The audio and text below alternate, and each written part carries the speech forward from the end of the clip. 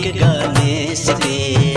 आहा सुतल छी निशा चिंतियो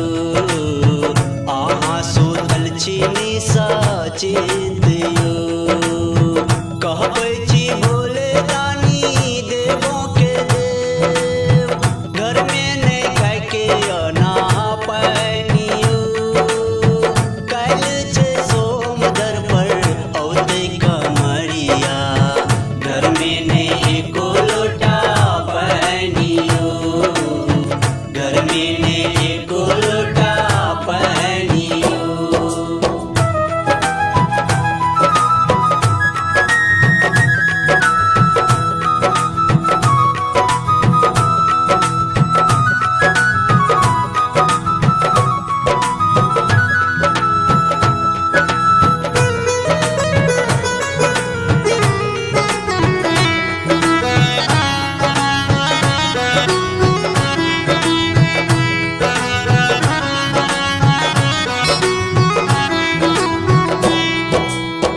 कार्तिक गणेश के देखियो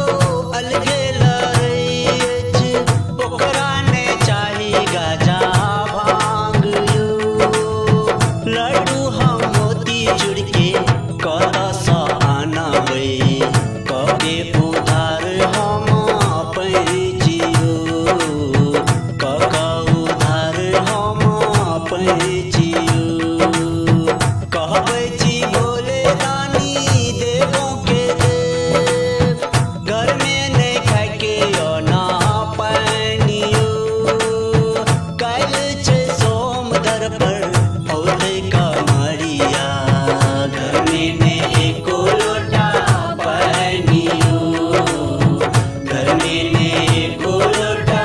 पैनियो।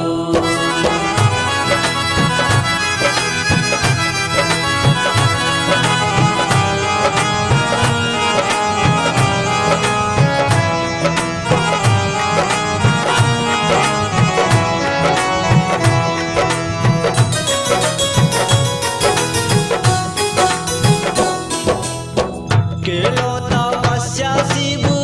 अहाँ के पावलो मन में अछि अखनो विश्वास यो भक्त के अनधन देलिए हे यो